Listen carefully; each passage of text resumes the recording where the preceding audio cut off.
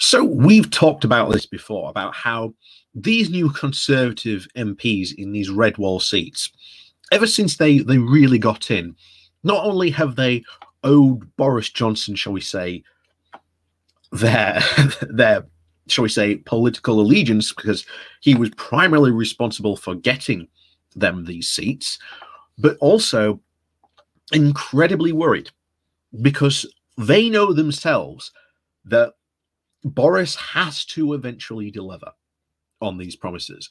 And recently, they have been delivered blow after serious blow to their so-called levelling up agenda.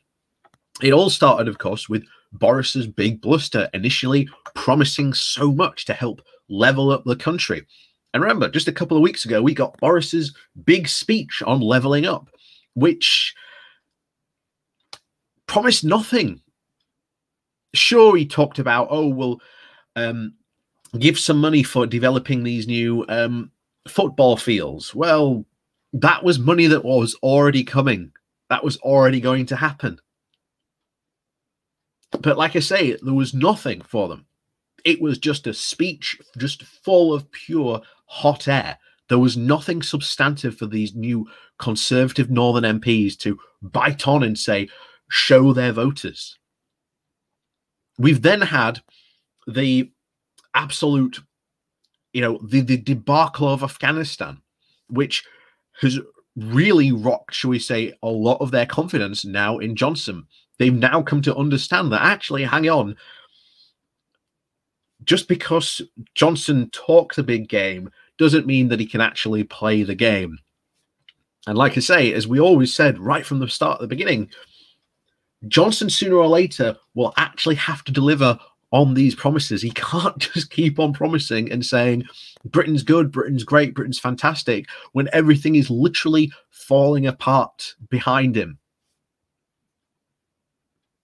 And now there are constant threats on these like red wall MPs, and they are thinking, what are we going to do? We promised levelling up, but it's not happening. And now there are rumors of removing Boris. And should we change our, should we say, allegiance from Boris to someone else who might deliver for them? Certainly now becomes a very real possibility. And like I said, we've said before, autumn is going to be very, very interesting. Very, very interesting. So before we do jump into the article today, please do remember to hit that like, share, and subscribe button. And of course, down below, there are links to my Patreon page and a one-off donation link called Buy Me Coffee, where you can, well, buy me coffee. And as always, thank you very much to all those people who do support the channel that way. So on with today's article. So this comes from the Yorkshire Bylines. The title is Red Walls and Leaky Roofs, the Problems Looming for New Conservative MPs.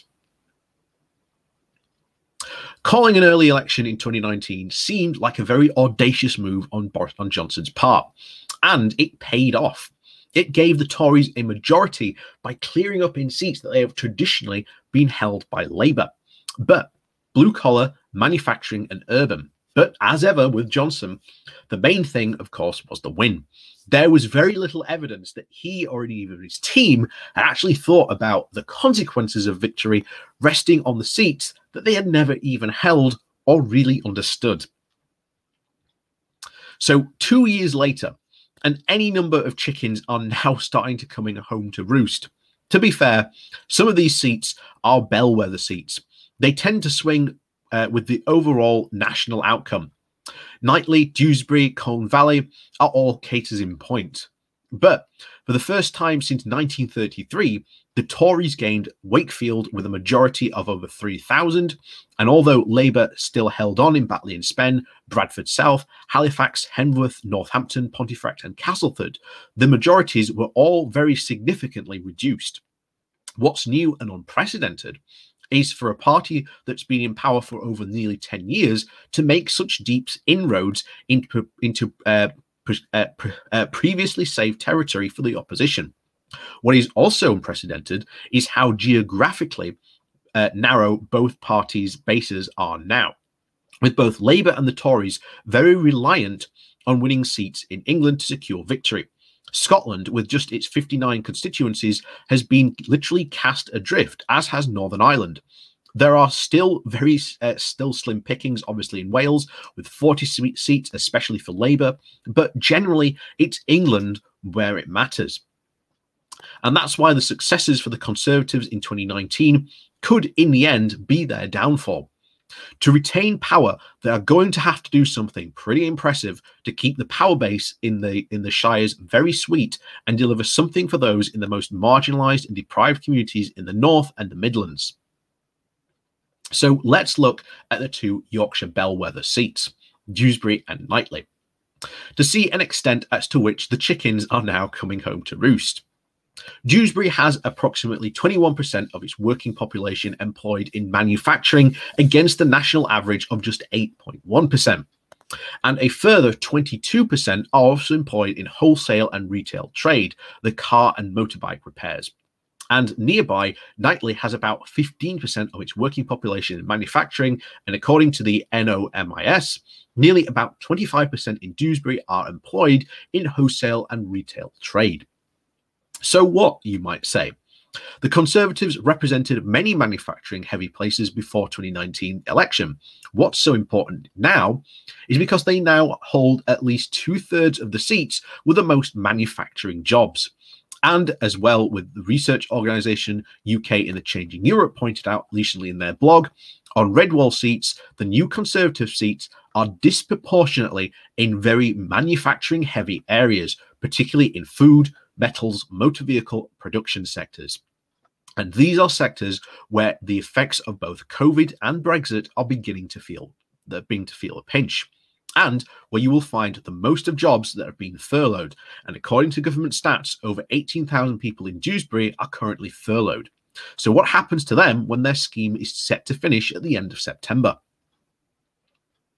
Also, in a recent report from the New Economics Foundation, this suggests that the furlough rates in the automotive sector have been rising due to international trade issues, as well as COVID impact. More worryingly, the NEF's modelling suggests that when furlough scheme ends in September, there will be a demand to continue the furlough for up to 1.1 million jobs, as any number of these jobs are only using furlough scheme on a partial basis. The full-time equivalent number of jobs at risk of redundancy, loss of hours, or even loss of pay is likely nearer to over 500,000. The bottom line is that there are some very vulnerable people currently in the job market. Layer this on top of the ending the uplift to universal credit, and you begin to see the problems that will emerge in constituencies like Dewsbury, where the total claim is that they're currently over 12% of the working population. Whilst unemployment has gone down slightly nationally for Dewsbury and Knightley, it is rising according to the latest House of Commons Library paper, especially on unemployment benefits. How will Rishi Sunak demonstrate that the government is serious about levelling up when the rug will literally be pulled under the feet from those most marginalised in just a few months' time, when the uplift of universal credit ends and the furlough scheme finishes? Other local issues will also be filling up the tray of local MPs. Both Knightley and Dewsbury have local hospitals that are currently facing very significant problems. It has just been announced that all inpatient surgery will be suspended for 3 weeks at Dewsbury District Hospital. The flagship hospital in Knightley and Ardale Hospital has had problems of its own. It appears that not just pressure on the bed capacity, but pressure on the actual building that needs to be addressed, with very substandard concrete used for all sorts of problems. And according to Radio 4 Today, 32 hospitals need their estate fixing, including Ardale, due to the corroded rack concrete. And a 9 billion maintenance backlog has been accumulating with very little evidence of how this is going to be fixed. 11 years of austerity measures have at least led the NHS not just to completely cash starved, but very seriously depleted of money to actually fix the metaphorical and very real leaking roof. Even if the money was available, the pressure on the hospital beds, there is just no one that can just shut any hospitals or even parts of hospitals, because there is just simply no spare capacity. The Conservatives now hold at least 48% of the seats in Yorkshire and the Humber, largely amongst the, quote, left behind towns, a phrase that encapsulates the poor managed economy, restructuring and decline of national industries and erosion of public services and the years of chronic underinvestment. But after 11 years in power, one cannot help but point the finger at the Tories for leaving them behind. Meanwhile, the would-be MP for Knightley and Dewsbury right now, imagine trying to explain away all the reasons for the crucial repair work not being done, or how Level Up is miraculously going to help those on just about to lose that £20 a week. They can't blame Brexit, that's done. And because they really can't blame the opposition, unless Johnson and Sunak deliver for them soon, they will find that all these red walls have also very leaky roofs. So as you can see, as we said at the beginning, they are in a very, very, very significant problem for their constituencies. You know, how are these MPs going to deliver on these promises? And remember, they made some very big public promises. And there's already evidence to already say, like when we saw the last by-election over in Hartlepool, there was pretty much the demand of, okay, we've put you in, now give us what you promised. And they are demanding this sooner rather than later. So this autumn budget is going to be very, very crucial, and it will determine the direction of where the Conservative Party goes, but it also will determine where at least Labour can see the very soft underbelly of the Conservatives and are almost directly pinpoint their attacks on these very soft areas. So, as always, thank you very much for watching. Please do remember to hit that like, share, and subscribe button on your way out. And of course, down below, there are links to my Patreon page and a one-off donation link called Buy Me Coffee, where you can, well, buy me coffee. And as always, thank you very much for watching, and I'll see you all next time.